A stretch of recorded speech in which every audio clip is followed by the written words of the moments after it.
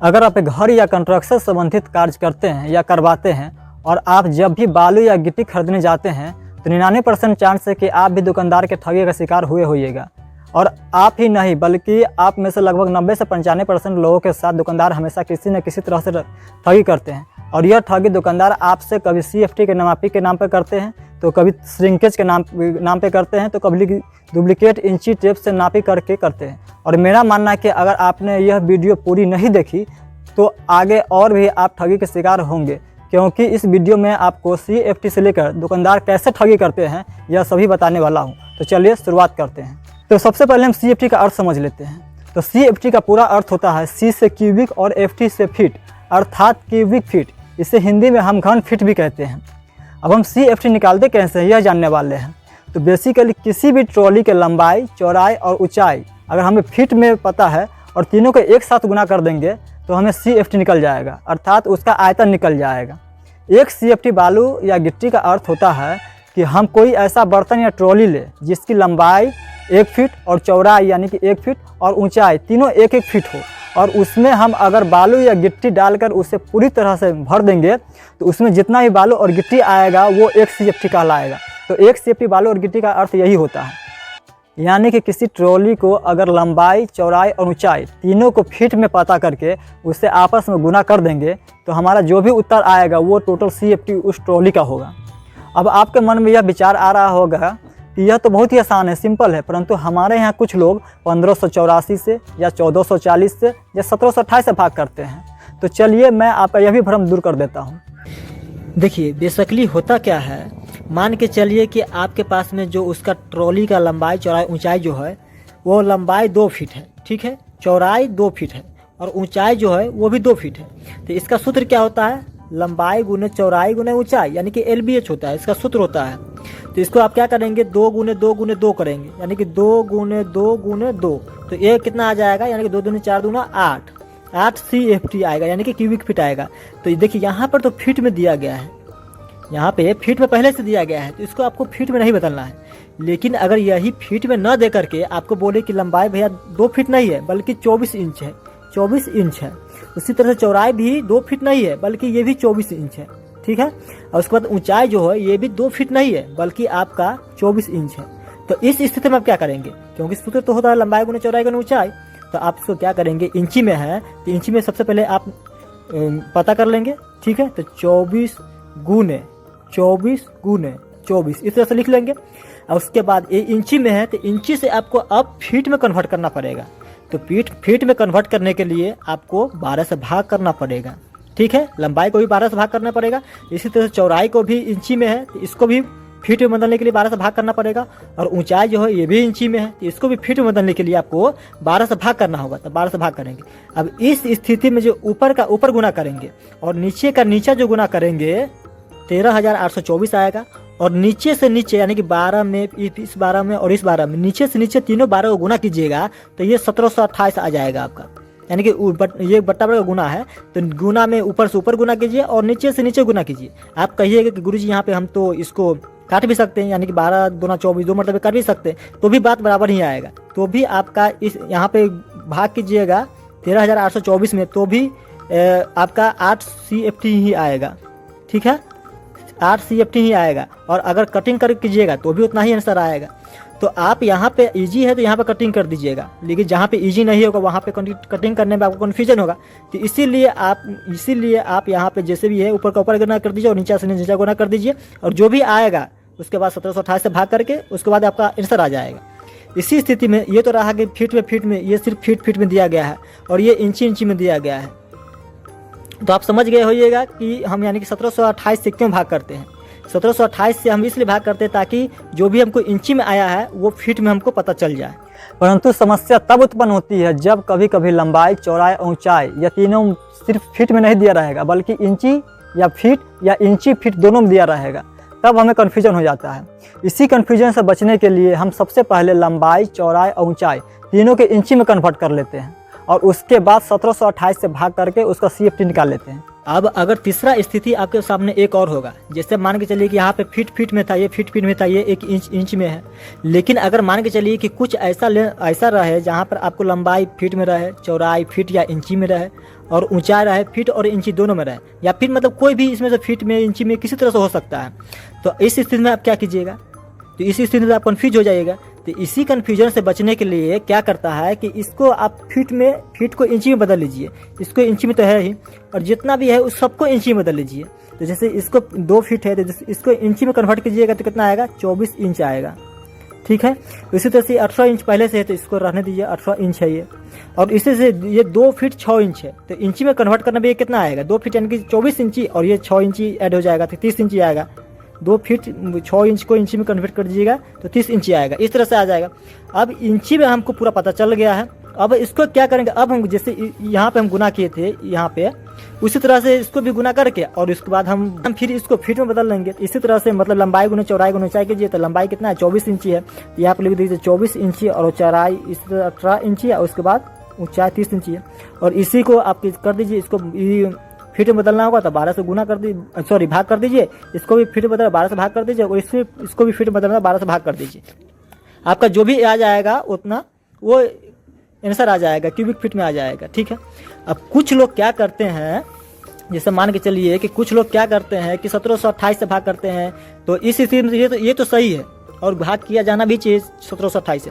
लेकिन दुकानदार कभी कभी आपको बेईमानी करते हैं, आपसे बेईमानी करते हैं, तो वो इस स्थिति में बोलेगा कि भैया ये जो ऊंचाई जो है ना, इसको हम 12 इंची का 1 फीट नहीं बनाएंगे, बल्कि 10 इंची का ही 1 फीट बनाएंगे, या फिर यानी कि लंबाई 12 फीट का 1 इंची बनाएंगे, चौड़ाई जो होगा वो भी 12 फीट का 1 इंची बनाएंगे, लेकिन ऊंचाई जो होगा वो 12 इंची का 1 फीट नहीं बनाएंगे, बल्कि हम 10 इंची का 1 फीट बनाएंगे, या फिर 11 इंची का ही 1 फीट बनाएंगे।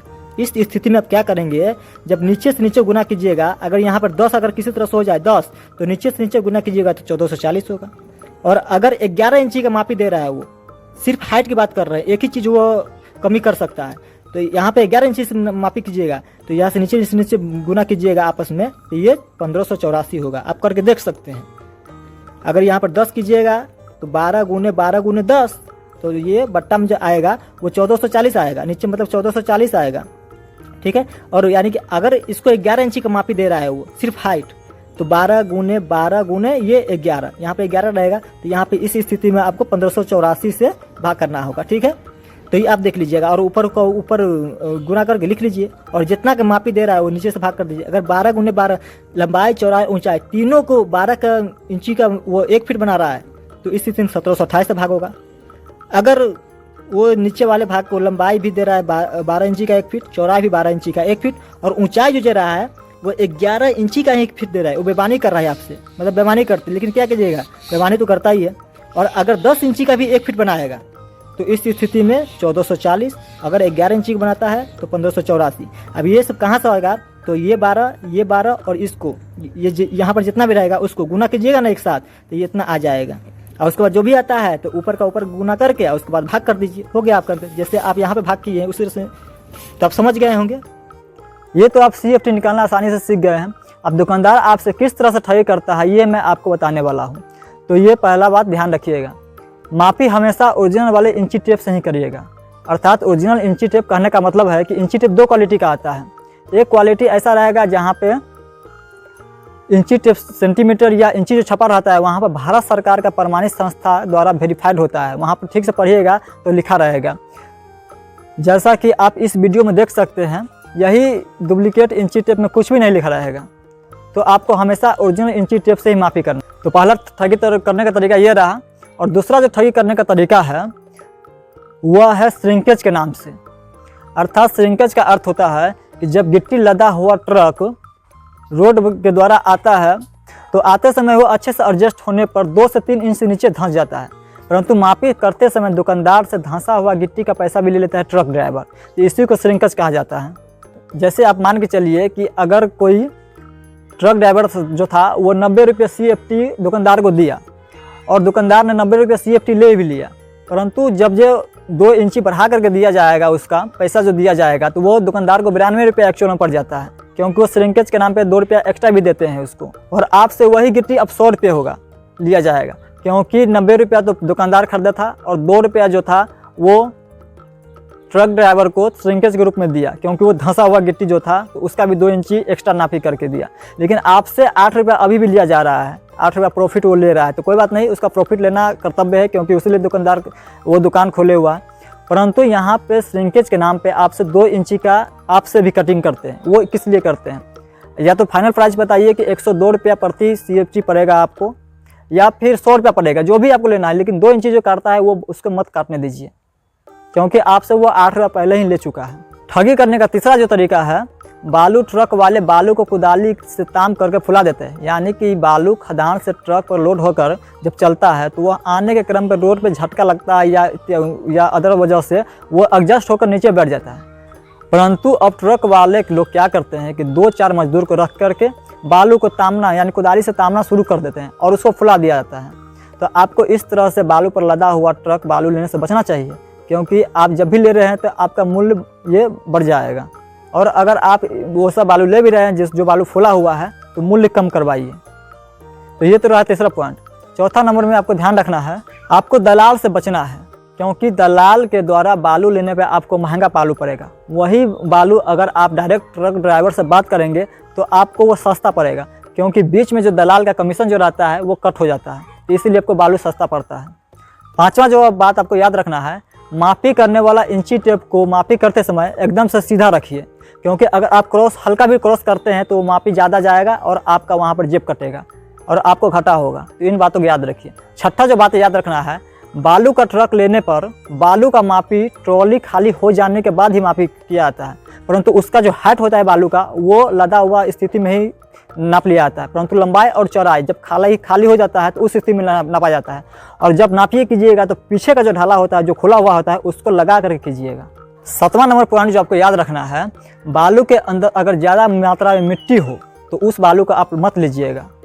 और बालू मीडियम या मोटा दाना ही अच्छा होता है, चाहे प्लास्टर करना हो या ईंट जोड़ाई या ढलाई करना हो, इसके लिए बालू मीडियम या मोटा दाना ही अच्छा होता है। लेकिन गांव में लोग कहते हैं कि पतला वाला दाना अच्छा होता है, बल्कि पतला वाला दाना बाद में 10 साल के बाद या 15 साल के बाद जब हाथ मारिएगा तो वो झड़ने लगता है। तो इन बातों को ध्यान रखिएगा। 8 नंबर पॉइंट जो आपको याद रखना है, अगर आप बिहार, उड़ीसा, पश्चिम बंगाल, उत्तर प्रदेश इत्यादि राज्यों से हैं और जहाँ सोन वाला नदी वाला या गंडक नदी वाला बालू जाता है, तो इस बात का ध्यान रखिएगा कि आपको बालू जो लेना है हमेशा कोयलवर वाला ही लेना है, जो कि सोने जैसा कलर होता है और दूर से देखने पे ही चमकता है, और मीडियम या मोटा दाना लीजिएगा। तो इन बातों को याद रखिएगा। और उसमें जहानाबाद वाला भी बालू आता है जो कि आपको नहीं लेना है, वो थोड़ा लो क्वालिटी का होता है। 9वां पॉइंट जो आपको याद रखना है, अगर आप गिट्टी लेने की सोच रहे हैं तो पाकुड़ गिट्टी ही लीजिएगा, जो कि ब्लू और ब्लैक कलर का होता है, यह अच्छा होता है। और गिट्टी का साइज जो होगा वो 5-8 होगा, इस बातों को ध्यान रखिएगा। और अगर गिट्टी के अंदर में ज़्यादा मात्रा में जीरा गिट्टी अर्थात छोटे छोटे गिट्टी के टुकड़े होते हैं जिसको जीरा गिट्टी कहा जाता है, अगर वो ज़्यादा मात्रा में हो तो वो मत लीजिएगा, लेकिन कम मात्रा वाला लीजिएगा, क्योंकि वो ढलाई में उसको एडजस्ट होने के लिए छोटा छोटा गिट्टी जो जिसको हम जीरा गिट्टी कहते हैं वो चाहिए। तो वो कम मात्रा होगा तो लीजिएगा, अगर ज़्यादा मात्रा हो तो मत लीजिएगा। और साथ में गिट्टी के अंदर यह भी देखिएगा कि अगर गिट्टी ज़्यादा मात्रा में गंदा है अर्थात उसमें मिट्टी का मात्रा ज़्यादा है तो वो गिट्टी मत लीजिएगा, वरना आपको बाद में प्रॉब्लम होगा। उसको सफाई करके उसके बाद आपको यूज करना होगा। तो इन बातों को याद रखिएगा। और अगर वीडियो अच्छा लगा होगा तो लाइक और चैनल को सब्सक्राइब जरूर कीजिएगा, क्योंकि बहुत कम सब्सक्राइबर है मेरे चैनल पे, बढ़ नहीं रहा है और मेहनत उतना ही कर रहे हैं। तो वीडियो को लाइक और चैनल को सब्सक्राइब जरूर कीजिएगा। धन्यवाद।